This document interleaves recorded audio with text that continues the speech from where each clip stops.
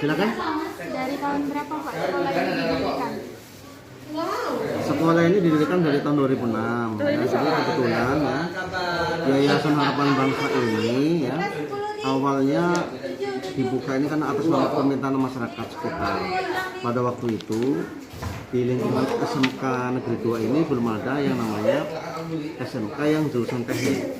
Jadi satu-satunya di Kecamatan Jawa Selatan pada waktu itu hanya SMK Harapan Bangsa yang mempunyai jurusan teknik, yaitu TKJ, otomotif sama teknik kendaraan motor atau TPSM. Dan sekolah ini sifatnya sosial. Waktu kemasalan itu gratis, tidak bayar sama sekali. Silakan yang mau sekolah silakan, apalagi bagi anak mereka anak yatim dan anak yatim, gratis semuanya. Dan di bawah kepemimpinan almarhumah Ibu Hajah Ratna Juwita. Beliau adalah pensiunan guru dari SMP Negeri Kota Jambi.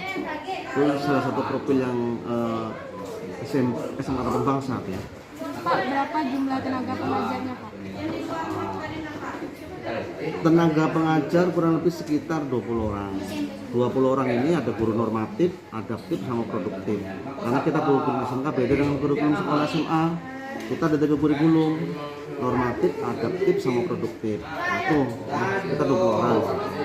Berapa jumlah siswa-siswi di SMK Harapan Bangsa? Untuk jumlah siswanya kurang lebih sekitar 149, 50 lah ya. Dan terdiri dari 3 jurusan. Jurusan TKJ, teknik komputer jaringan, kemudian jurusan TPSM atau teknik bisnis dan sepeda motor, dan TKR. Ya Pak, saya ingin mewawancarai tentang asas-asas pendidikan.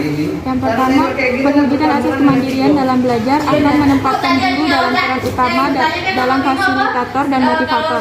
Nah, menurut Bapak, bagaimana contoh pendekatan yang memberikan peluang dalam melatih kemandirian belajar peserta didik?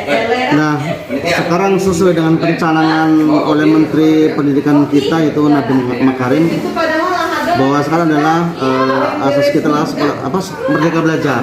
Artinya semua guru adalah siswa, semua siswa adalah guru, kan gitu tuh kan. Jadi untuk mengembangkan proses belajar mengajar yang artinya demokrasi ya, demokrasi yang memungkinkan anak merasa dihargai, betul ya, dihargai, kemudian mendorong anak untuk berpartisipasi aktif dalam pengambilan keputusan ya di dalam berbagai kegiatan sekolah. Misalkan ini di sekolah kami kan ada kegiatan kayak pendidikan kepemimpinan, artinya mereka kita latih bagi pengurus OSIS ini ya, salah satunya nih kita latih dasar kepemimpinan sehingga mereka setidaknya nanti bisa mengambil suatu keputusan ya sesuai yang mereka dapat ilmunya dari narasumbernya gitu kan.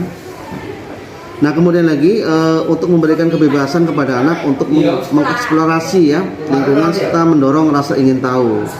Nah di sini di dalam proses pembelajaran mengajar di SMK Harapan Bangsa mereka lebih cenderung ke praktek ya praktek 100% praktek 100% teori. Artinya mereka mandiri ya, mandiri ini mereka ini. Kemudian ada penerimaan positif tanpa syarat kelebihan dan kekurangan anak ya, tidak membeda-bedakan anak yang satu dengan yang lainnya. Artinya gini, bahwa kita di sini anak yang pinter ya dengan anak yang kurang ini kita nggak boleh membedakan. Artinya itu semua disamakan ya, semua disamakan. Kemudian menjalin hubungan yang harmonis dan akrab dengan anak. Jadi di sini ketika ada anak-anak yang bermasalah, kita ada tugas guru sebagai guru BK ya. Mereka tuh harus kunjungan kerja ke rumah. Ya, ke rumah mencari informasi tentang keluarga dan anak-anaknya yang bermasalah di sekolah kita ini ya. Sehingga nanti dengan adanya kita nih hubungan antara guru dengan orang tua dekat, mereka akan terjalin lebih dekat hubungan emosionalnya gitu ya terhadap anak ini. Terus menurut Bapak bagaimana keadaan moral pelajar di Indonesia? Nah ini dia masalah sekarang ini nih. Mungkin sama-sama kita ketahui lah nak. Ya, mungkin seperti kita nih anak tuh juga nggak boleh disalahkan ya. Guru juga nggak disalahkan. Tapi karena kondisi ya seperti ini sekarang kan ya, kondisi kita ini kan. Jadi gimana tah? Kalau kita salahkan kurikulum juga nggak boleh gitu kan. Artinya gini, mungkin terpengaruh oleh pergaulan salah satunya. Yang kedua mungkin terpengaruh dengan adanya dunia bebas, yaitu kayak internet mungkin itu salah satunya lah ya, mungkin itu salah satunya. Jadi yang jelas sekarang ini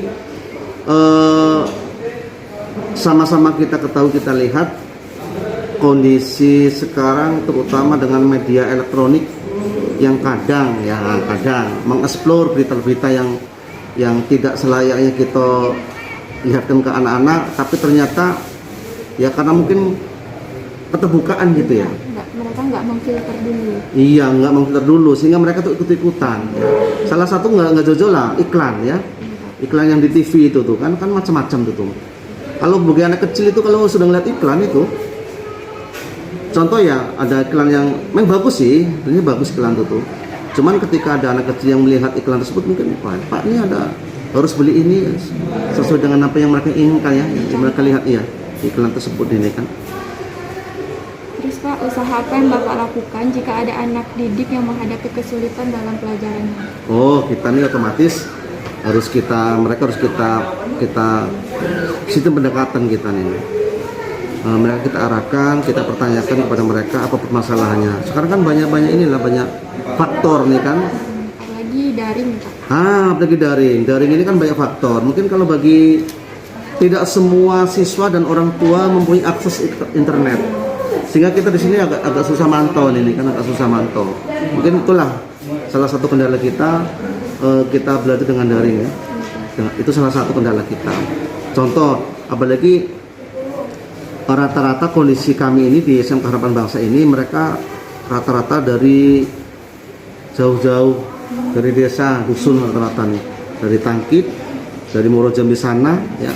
Jadi sinyalnya kurang stabil. Nah, tuh kurang stabil itu salah satu kendalanya. Jadi upaya kita ini ya, upaya untuk mengatasi hal tersebut, di sekolah kita menyiapkan akses internet gratis ya, untuk membantu mereka di dalam proses belajar mengajar. Selain itu juga guru wajib memantau terhadap perkembangan anak. Kalau anak yang bermasalah kita panggil, nah apa masalah kamu nih? Ya namanya kan itulah salah satu faktor tadi, Pak kami nggak ada internet, nggak ada HP pun nggak punya, permasalahan. Jadi salah satu kita untuk membantu mereka, kita siapkan di sekolah ini internet menggunakan labor komputer tuh, supaya kita untuk mengasih hal tersebut ini kan. Udah Pak, saya rasa cukup Pak 3 pertanyaan. Oke, terima kasih. Ini